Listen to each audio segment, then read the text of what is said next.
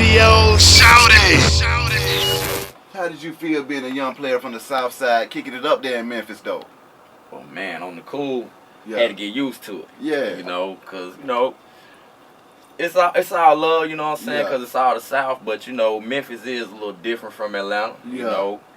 But, you know, the slang, you know, the whole nine, because I never really got hate, Yeah. but like I said, I had to adapt, you know what I'm saying? So that's one thing, like, even with the rapping in Memphis, like, you have to adapt, you know what I'm saying? But, man, it's all love, and it always was all love, because, see, you know, I got family in Memphis. My father, Yeah. you know, my dad's side is from Memphis, you know what I'm saying? My mother's side is from Florida. So yeah, I'm a Grady baby, though. Yeah, okay. You know? So let that be known. But, yeah, man, you know, I just had to adapt, man. Hell yeah. Now, being from the South Side of Atlanta, and you looking up and you on these platinum albums, man, and you got standout verses on these albums, how did you feel, and how did the city receive you when you come back to the A as T-Rock? It was crazy, man. Yeah. It was crazy. I tell you, for the longest, you know, I used to rap, so, you know, I had the nickname. Used to call me, oh, Lil Snoop gonna kick a flow, Lil Snoop gonna kick a flow. So for the longest, when I got back, you know, it was rumors, you know, little dude to be rapping, you know what I'm saying? You know, that's T-Rock. And they was like, dang, T-Rock. You know what I'm saying? So, you know, at the time, I still was in high school. So when I came back, I had the Lexus. I pull up in the Lexus. Yeah. I had the medallion with 133 diamonds on it stepping out. They knew it was real. You know, so like, I mean, when you young like that, you know, it's a life change in itself. I can honestly say I didn't even understand the magnitude of the situation. You know, it was more fun to me. Like, okay, exactly. What's next? I'm supposed to be here. Yeah, but you don't really understand. Like, it could be anybody. Like, you know, you have moments, and God choose you for moments, and you gotta handle it. That's right. You know? Or you can lose it. Simply. What would this grown T-Rock tell that young T-Rock differently, man? Grind harder and be more patient. Definitely be more patient. Yeah. And pipe down on the anger. Damn. Pipe down on the anger. Grind harder, be more patient, and pipe down on the anger. What was causing you to be so impatient, and what was causing you to be so damn angry? Shit. Well, I say like the impatience. With me, it came from the fact, you know, I had been on contract, like I say, maybe like 6 years, you know what I'm saying? It came to the point, okay, everybody around the whole camp is like, you do a round off. Everybody finally get an album. Then before you know it, okay, they doing the round two where cats getting second, third albums, you know. And with you ain't tripping, you know what I'm saying? You play your position. But then it just got to the point where it was ridiculous, like the new cats getting albums before me. And it would get frustrating because, you know, like I said, I try to remain humble, but when the streets get to telling you, people in the A, you know what I'm saying? Not even your peers. It goes beyond your peers, like people who listen to the records, like, you are one of the best rappers. You are one of the best rappers. You need to do this. You need to do that. You know, after a while, it make you think.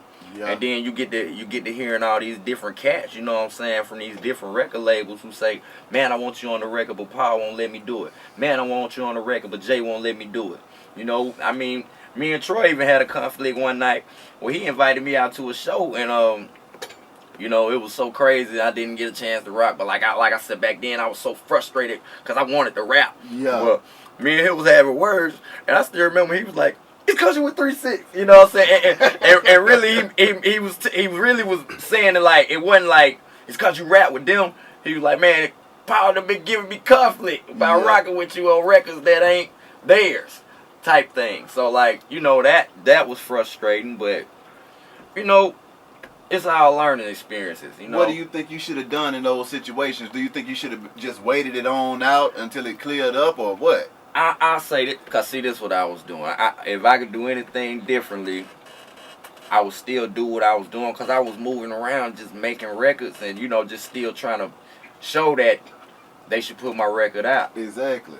But it came to a point, you know what I'm saying, they dissed me on the radio here in Atlanta. So when they did that, I'm going to be honest, I lost it. Yeah, of course. You can't come in my city and do that. And at the time, you know, like, I'm rapping on these records, but you know, I'm in a predicament. I'm working fast food, so it'll be cats pulling up on me like, Rock, what's up, man? We bumping you right now. Yeah. You know what I'm saying? And Rock making our fish, you know what I'm saying? Oh, man. And one of those days was the day I heard they diss. They like, hey, man, do you know these folks just diss you on the radio? And I'm back here getting burnt fish grease. It just set me the heck off. I ain't gonna lie, T-Rod. I heard about that Captain D's, but I didn't believe it. I didn't want to believe it. I heard about that, but I didn't want to believe it. You know, I said in one of the rounds, went from having cheese to working the job off at Captain D's. Had to be a pimp or either rob and do a savage deed. My God. My God. What was going through your mind, and how humbling was that for you to be at Captain D, knowing that you one of the hottest rappers in the game at the time? See, stuff like that is what actually made me mad, you know, but I just couldn't see beyond that, you know what I'm saying? My thing was, I'm patient, you know? Yeah. So, I'm patient, I'm killing the tracks, but, you know, the money isn't there, but y'all come to the city, and being that I'm killing it without y'all, you know what I'm saying? I'm trying to make it known, you know, trying to make noise. Make a name for yourself. Because you won't give me a platform. You know, I get this. Cause it was crazy, because they would do stuff like, come to the city, all right, Rock, come out. Rock, come out. You know what I'm saying? And never rock songs with me on them. So, you know, not only is it getting frustrating to the point where, like, I'm killing the tracks and I'm not getting the album, but you won't even give me a spot on the shows. Yeah. So, you know, when they diss me, like I said, it set me off. Only thing I really would do differently is just I still would have parted ways with them. You know, I probably would have took a couple of slick shots, uppercut, you know what I'm saying, and left it at that, and just kept making high records. You know, maybe we would have been able to, you know, squash and reconcile it and do better business, you know, far and beyond. But, you know, what's done is done.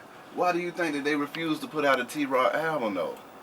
Well, personally, this what the discussions that we had, it was more so on the lines of, you know, they would ask me, like, you know, what type of market do you want to follow? Because, like, it was like, you know, we produce Memphis rappers. They set me down one day. We produce Memphis music. You know, that's what we are known for. So, like, where we more came to the adapting part. Yeah. You know, but you know, and I was telling them, they was like, you know, what type of image do you want to portray? I'm telling them, like, man, you know, well, I'm an artist, you know. I don't want to put myself in a box. I really just want y'all tracks. I want to go in here and make all type of songs. Exactly. And we pick the best of the best and build me around the music I make. Yeah. So they set me down like on the cool, like, look, this is what we market. You know, you can either be a pimp, a pusher, you know, a murderer, a robber, you know, a druggie, you know, pick something, you know. Then Juicy, I still remember Juicy on the cool. He was like, man, you know, you got long hair, you know, I know you be getting a lot of chicks. Maybe you kick it like Too Short, like a lyrical Too Short, you know. So basically, they was telling me like to pick an image. Yeah. And with me being an artist, I was used to rapping about whatever I was feeling at the time. I'm still like that, so like it really threw me off. Yeah. So what I chose to do at the time of being with them after that conversation, I was like, well, I'm just gonna adapt their style and be me on the song. Yeah. You know, but that's what basically put my record on hold. You know, they was like, you know, we gotta find a image, you know, a way to market him, you know, that type of thing. So the lyrics just wasn't enough, even though you was going on them songs raising hell. Well, that wasn't enough to just go ahead and drop a hit out there and run with it. Well, this is the thing. Well, in that situation, it was more so. I'll tell you straight up. When I seen what I seen, you know, and if you listen to the records, you listen to a vintage 3-6 Mafia record from the Gangsta Boo albums to the Project Pat albums, to the Club Thugs. You know, they have a formula where you mainly hear Juicy J, Paul and them on the hooks. Yeah. Indo G, you know what I'm saying? His album, same thing. You know. Yeah. Well, basically they formulate the albums, and you know the whoever album it was, they would handle the verses. They would have, you know, and they would have features here and there, and then maybe they have like, you know, maybe 5-6 songs where mainly they hosted that would make it their album. Yeah. But each album was pretty much a group album. Yeah. But you know, your album would be the one where you be up the bat. Yeah.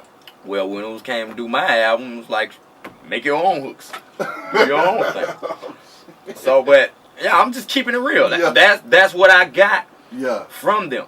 And you know, I didn't take it to where, you know, it was like they don't like me type thing. I think it was more so I was like, okay, I'm not from Memphis. I'm not original 3 6 Mafia member. Maybe they have a chemistry. Yeah. You know what I'm saying? So, you know, I did what I could to make the best of my chemistry with their beats, because originally that's the type of situation I wanted anyway. Yeah. But with them not being as much as a part of it, you know, the record got put on the back burner. They really wasn't, they didn't feel the songs were up to par.